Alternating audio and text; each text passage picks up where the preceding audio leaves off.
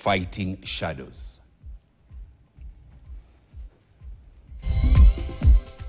Now, tonight on Face the Facts, we take a hard look at leadership, accountability, and the uncomfortable truths behind Kenya's governance. Our commentator, Herman Kamariki, questions whether Kenya is truly on the path to becoming a Singapore in Africa, or whether that promise remains political rhetoric. Here is Herman Kamariki with this week's Face the Facts.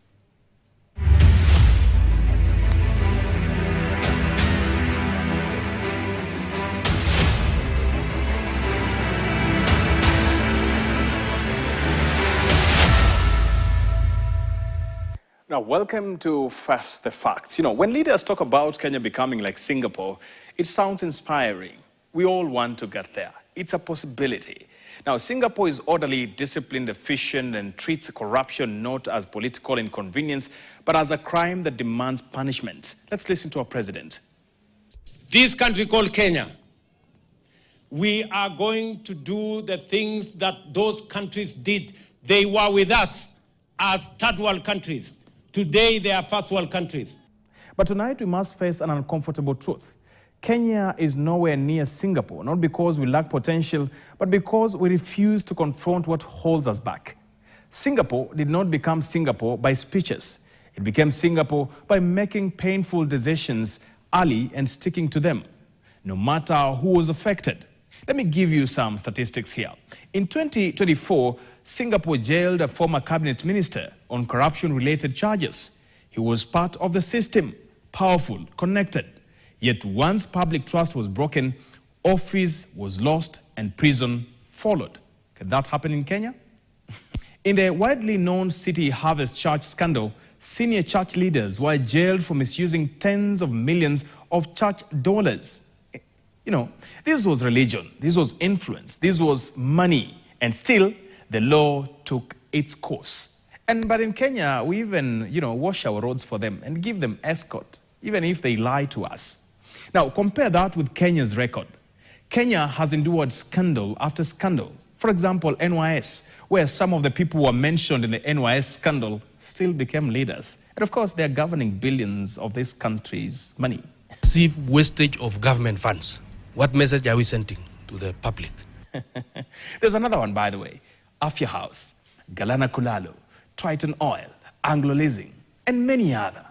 Cases drag through the courts for years, files collapse, witnesses disappear, and increasingly prosecutors or the prosecution withdraw cases of those implicated, and they walk free. Singapore is run by professionals who understand their fields.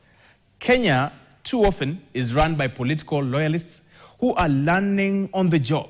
It's only in Kenya where highly technical ministries are led by people whose strongest qualification is political usefulness, or they campaign for someone.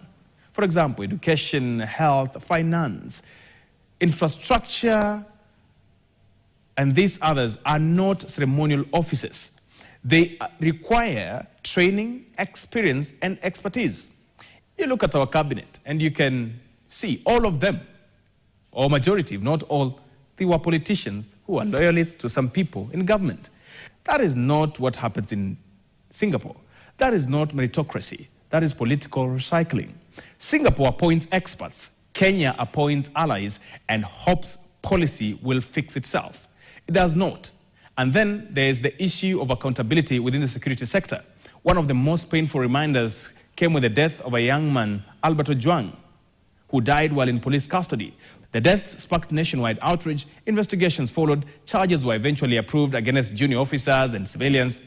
But for a long time, the senior officer whose name had been mentioned remained in office. We should not cover or allow any individual to go unpunished. Lazima tujue who is behind the murder of Albert Ojwang. The public was told he has stepped aside. Later, it became clear that was not entirely the truth. And as Kenyans often do, we argued, we protested, and then we are moving on. Now, in Kenya, accountability often stops at the lowest ranks, while those at the top wait out the storm. Kenya does not lack intelligence, talent, or ambitions to get to Singapore, Mr. President. What it lacks is consistency in enforcing consequences and our laws. You cannot become Singapore while recycling leaders linked to failure. You cannot become Singapore while appointing loyalty over competence. You cannot become Singapore while prosecutors withdraw high cases and those implicated return through government appointments. That's funny. And you certainly cannot become Singapore by quoting Singapore. Singapore jailed its corrupt to protect its future. Kenya protects its corrupt and mortgages its future. And that is not cynicism, that is the fact. My name is Haman Kamariki. Let's meet in Singapore if this is addressed.